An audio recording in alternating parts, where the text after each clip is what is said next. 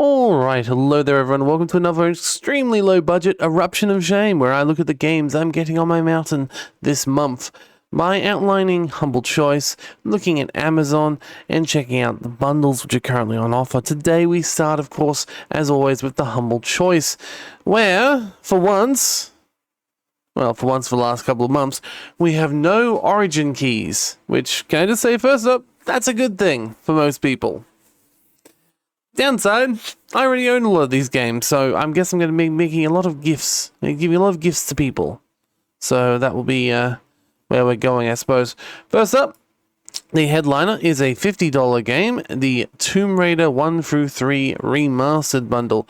Now, for someone who's never actually played the original Tomb Raiders, at least not that I can remember, the idea of playing the Remastered Bundle, I guess it seems an interesting prospect. It does also open up the door for the second part of this Bundle Trilogy bundle. There's this two Remastered Trilogies, 1, 2, 3, 4, 5, 6, to come out later, which means if it's a good one, it'll continue to be good. Still not sure how I feel about it, because this isn't exactly my sort of game, but anything to keep games alive. Anything to keep games alive. Next one is something I am interested in, though I already own as well. Dredge. Oh. Must redeem by December 31st, 2025. Usually they give you at least a year. This is less than a year to claim this one. Oh, I can't leave this one unclaimed then. I mean, it's going to give it away to a friend anyway, but still. If you don't know what Dredge is, I still haven't played it myself, but I have already got enough to know it is a fishing game. As you see down there, it's got inventory management elements. I love me some inventory management. But it's also got horror elements as well. Which is probably why I haven't played it yet, to be honest. It actually looks really nice, and I've always liked its art style. In fact, it actually comes with vouchers for all of its DLC. Personally, given how lackluster the most recent Humble Bundles have been, I think I would much have rathered having the DLCs included, but I guess that would be too much to ask for. Then we have Aliens Dark Descent, a Aliens game, as you can see by all the bloody live action, they are animated, but all the film clips. And then it's actually a top-down Aliens game. It's a tactics game. This is one I don't know too much about, but considering it's real-time combat tactics, it's not your father's XCOM. So it'll be interesting to give this one a try. I do appreciate when they do games this expensive in the bundle, because I would never get them otherwise, and there's no other way I would get them on my bundle. So, yeah, no other ways I get them on my mountain, because I doubt I would ever spend that much on an unknown quality like this. Like, given that it's a movie tie-in game for a movie I don't even have very much to do with, right? Like, I have never gone out there to watch Aliens vs. Predator or any of the Aliens movies, really. So I don't really have much call for this game normally. Then we have another thing I love about Humbles, which is a game I've absolutely never heard about. It's apparently very popular sci-fi adventure, but I've never heard of nor seen this game. So this is a great pickup for me personally. It's a game I've never played before, never seen before, and I think it'll be fun to find out what it's about.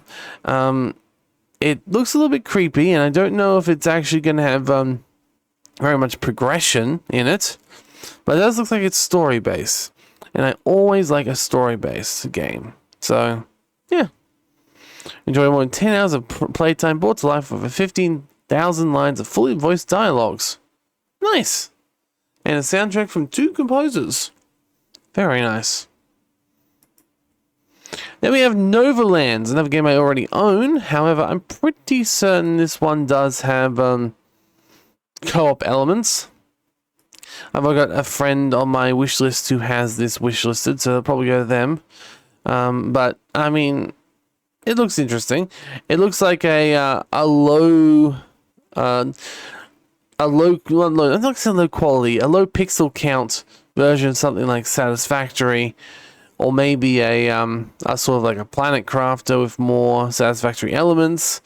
It doesn't really, I'm not really sure how much automation it has. It seems to suggest it goes a fair way in automation over time, and its art style is pretty, if a little bit low poly, low pixel and pixels count. Like, it looks very big. It's got almost like a child's game look to it, but that doesn't necessarily mean it's bad.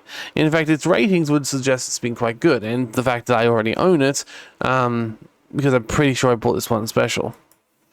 Then we have Diplomacy is Not an Option, another quite expensive edition. Another one where it's it's another game I own, unfortunately, but that's okay. It looks like it is a lovely little RTS with base building and defense elements, similar to like a tower defense, but where we're going against a lot of people at once. So, yeah, it sort of takes the elements of Stronghold and, makes it a little bit more modern. I never really got Stronghold, because really you were spending most of your time building a fort, and I was hoping to manage it. I'm guessing this will be similar, in that I'll want to be doing the management stuff inside the fort, but the prime part of the game will be deciding to build up your forces. So I may be terrible at this game, just because of the fact that I'll constantly want to be building the inside more than the outside, but here we are. It still looks pretty fun. Then we have Distance Worlds 2, a game I just bought. But look at it; it's spacey, it's pretty. It's a 4X game. It looks great. It really does. It looks great. Apparently, it's $80. I don't remember it being that much when I bought it. Sliverine has been around in this genre for a very long time, and they've made a few interesting, if a little bit imperfect, 4X games, and this one seems no different. However, it does look pretty, and I think when we're addicted to 4X games, like, Stellaris and such, we just want to play more of them. So I see no problem with this at all, really. It should be said, in general, now I've got my new computer, I'm planning on recording more Stellaris. It'll probably come in May when the Stellaris 4.0 drops. I'm also planning on recording a new series of City of Gangsters once that series ends. I want to record Morrowind, obviously. I'm wanting to record Star Sector. There's a bunch of stuff I want to record, so I don't know how this one plays into it. It's currently already on my mountain, so it's not like it's something new. But I wouldn't be surprised if I saw this coming up at some point too, just because of how interesting it looks. And finally, Nomad Survival. I mean, there's so many of these vampire survival likes on Steam now that they're very much dime a dozen. That being said, I always enjoy having a look at them and seeing if they're any good. I already own this one because, well, they're super cheap and you buy them when they're on special or in a bundle or any number of other ways. But they're usually a decent time, even if they're just like dopamine inducing, right? Like, the idea is it's just giving you dopamine. That's what it does. So yeah, that is the Humble Bundle for this month. So yeah, now we're going to look for the Prime games, the bundles, and have a little circle around to see what people think. Prime has once again not continued to do any sort of leaks. I have not seen any sort of announcements about the games that are coming out in each month. So instead, I'm going to go back into looking at the previous games months and the things you can currently claim for free on Amazon. Recently, they've been pretty decent if you are willing to, there's some that aren't able to be gotten very easily. But in general, you got some pretty decent games currently coming up in this Prime. Figment 2, love that game. Love the game so much. So it's a musical action adventure. If you haven't seen my gameplay of it, make sure you check it out. I've also got the ending on my channel because I loved it that much. I want to relive that ending a few times. Then you've got Let's Build a Zoo, which, I mean, that's just great. It's everything I want. Yes, it is on Epic, but it is a fantastic little pickup there. Game Deck, quite an interesting little game, if a little bit shorter than you'd expect, but certainly worth picking up. If you actually use the Windows Store or Xbox, I can see you wanting to pick up Wolfenstein. But the Old Blood is a standalone small little DLC. It's not really the most exciting thing, but anything Wolfenstein is pretty good. They got Session Skate Sim. Don't know much about it, but if it tries to do Tony Hawk's well, I'll take it. And yeah, there's a few different things around here which are probably worth claiming if you haven't already. Mafia 2, obviously. Saints Row. Deus Ex Human Revolution's Director's Cut. And yeah, we'll see. A lot of these have been around for a while now, actually. These are quite old games, some of them. But that's okay. If you like any of these, make sure to check out Prime. I don't know what's coming next, though, because there's been no leaks currently. Alright, then we'll start looking at the bundles, and as you may have noticed, recently Humble has not had the largest number of bundles. In fact, sometimes there's been absolutely no bundles for a huge quantity of time. They've now spun around and done a complete 180 on that, and there are tons of bundles. Both here and on Fanatical, there's tons of bundles, but whether they're any good, I'll leave that up to you to decide. The first one, Dice of Destiny, pretty good if you don't already have these games. Disco Elysium, fantastic game. Everyone loves it. The only downside is its developers are pretty scummy. So, yeah. I would say you can reduce your pledge on Humble and give less to the developers, to the publishers. But Pillars of Eternity is a fantastic little game, and they definitely deserve your money for it. Pillars of Eternity 1 and 2, they're fantastic CRPGs. Broken Roads is currently mixed, and unfortunately, since I own all of the others, there's no point in me buying this bundle just for Broken Roads. I wish I could, because I really want Broken Roads. It's an Australian-based CRPG. But everything else, like, yeah, they're decent. These three are decent. I can't speak much for these two, but they're well regarded. Remember, if you are going to buy it, set it down to the $20 price tag, the one just before the one or defaultly selected, because ages ago, Humble changed to the format where if you, it says it to the higher tier. So make sure you drop it down one more so you actually get your full amount of, value for money on this. Next one is the best of boomer shooters for Bada Bing, Bada Boom. Once again, there's some interesting looking games in here, but I didn't find myself too excited to the point of wanting to buy it. It's got Powers, Love, Exhumed, Graven, Hired Gun, which always seems like a pretty fun game, even though I haven't played it. Deadlink, Forgive Me Father 2, Turbo Overkill, and a Serious Sam game. I mean, once again, lower its price down by one tier, but yeah, it's not really my thing. Then we've got the Humble Heroines bundle. This is a good looking bundle, but once again, I owned a lot of these games already. Pathfinder was a game I backed on Kickstarter a while back. Control, I obviously owned that. I've heard good things about Thief of Thieves. So yeah, Beyond Two Souls is more like a movie than a game. And you got a few other options here. And given that it starts at $20, it's not too bad of an option here at all. Next one is the EDF collection, which gives you some of the older EDF games alongside EDF 5. I don't see EDF 4.1 in here. Oh, there it is, 4.1, and a bunch of 4.1 DLC. I don't know if this is worth it or not, since, I mean, there's a lot of DLC here, but it's for 4.1. It's not, I don't know how much DLC there is for the fifth one, but there's just, I don't know. It feels like this bundle is very puffed up, especially when you have to pay $40 for it, so, no. Tactical Triumph, once again, has some games in it that I've already owned before and played. Fate Tactics was quite fun when I played it, when I tried it out. It's sort of like a Final Fantasy Tactics Advance style game, which if you know, you know, that game was phenomenal. So if this lives up to that even a little bit, it's worth playing.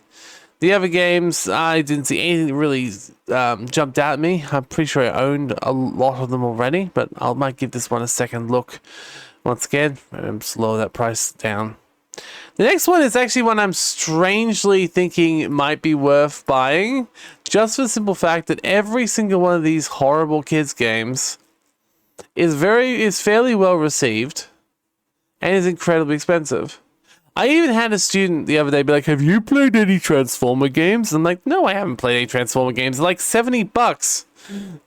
They're like $70, and it's a Transformers game. Why would I play Transformer games?" I obviously didn't respond to them like that. I was like, "Oh no, I haven't got those. They're quite expensive." But yes, the other games here, I reckon they'd be good for a laugh. So I'm very tempted. If you think it's a good idea for me to buy this silly Outright Games Game On bundle of a bunch of children's games, it would probably drive me nuts. Why not tell me in the comments? Might do it anyway, but still. Next, we have the exact opposite of the previous bundle, which is a giant Leisure Shoot Larry bundle. Yeah. If you've never seen Leisure Shoot Larry, it is basically a series of adventure games, starting quite old. As you can see. And essentially it's one of the original adult games. So it does have some, shall we say, risque elements. It does have some nudity, but you gotta work really hard for it. Like really hard. Not only is there a quiz at the start of the game, which when you're a kid really doesn't help, but there's also some quite fun point-and-click adventure titles in most of them.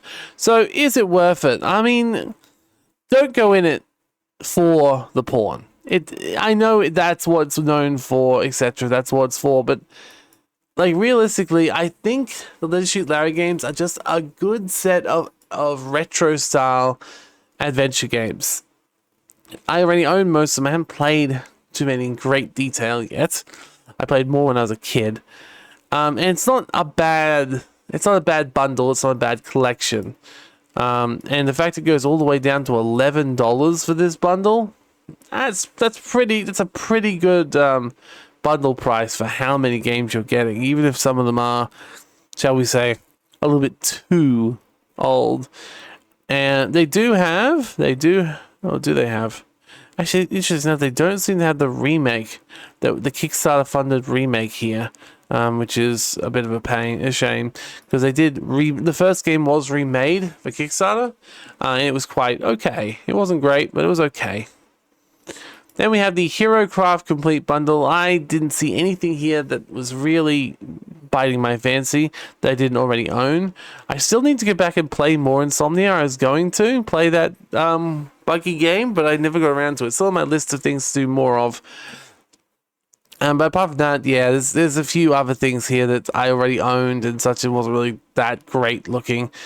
Catizen's Anvil Saga. Do they just look like the most generic looking games you've ever seen? They do. They do. Obviously played Revival this year, and that was okay as well. But yes, the last bundle on Humble is the Fulcrum Publishing Bundle. Yeah. I mean, Wrath, Ale, and Ruins would be okay. I think I've heard good things about Forgive Me, Father, but I think I've even played Viscera Fest. Have I? Have I played this? No, I have not. But it does look interesting.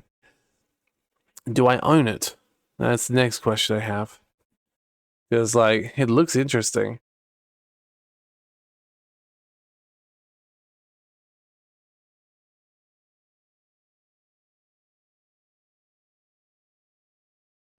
Oh, I need to have it all as one word. Viscera Fest.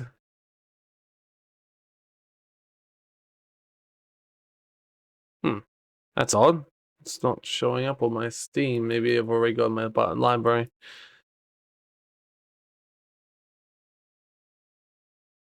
No, I don't. What is this thing? It looks very familiar, but apparently I don't have it on Steam. Am I just spelling it wrong, or is it just not available on the Australian Steam? This Fest, no, I click on it. It's a $20 game. It does exist. But for some reason, I just couldn't find it. No, I don't own that one. Huh. That might actually look worth looking into. It looks quite interesting.